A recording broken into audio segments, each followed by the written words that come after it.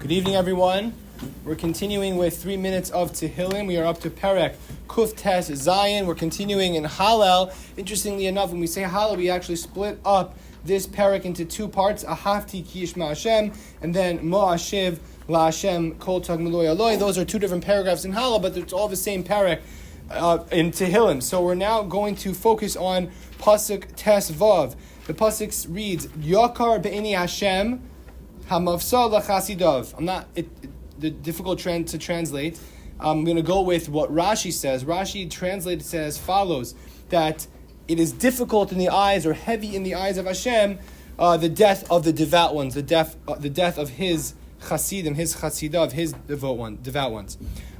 So what does this mean?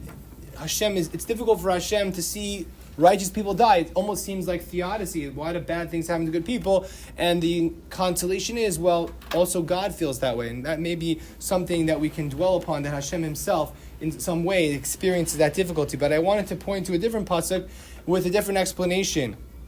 One that I think is a challenge and a call to us as well. This is a different pasuk that brings up this question of theodicy from Tehillim.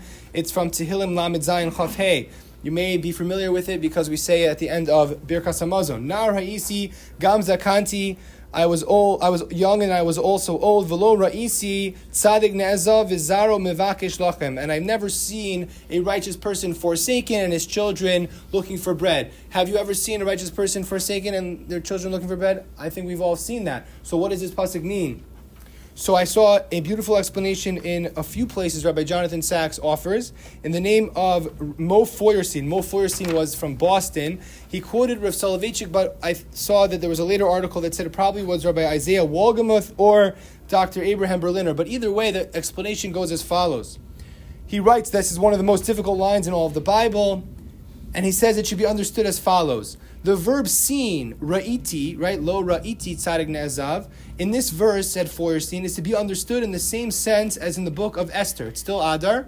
So in the book of Esther, what does Esther say? She says to Achashverosh, Ki echacha uchal v'ra'isi. How could I bear to stand by and to see b'ra'ah asher yimtsa asami? And she says again that my nation be destroyed. And she says again, Ve'ichacha uchal v'ra'isi. How can I stand by and witness this to happen? This disaster to happen among my people. So he writes as follows, to see here means to stand still and watch. The verb should thus be translated, I was young and now I am old. The verse should thus be translated, I was young and now I am old, but I never merely stood still and watched while the righteous was forsaken or his children begged for bread. In other words, it's not a theological point. It's saying that I was never just a bystander in life. I saw someone needed help, and I did. And maybe perhaps that's why we say this verse at the end of Birkat Hamazon. After we've satiated ourselves, after we benched, after we ate something, we are being told, okay, now don't forget what it feels like to be hungry, to what it feels like to be on the other side, and make sure that you are lo ra'isi tzadik ne'ezav v'zar mevakesh lachem.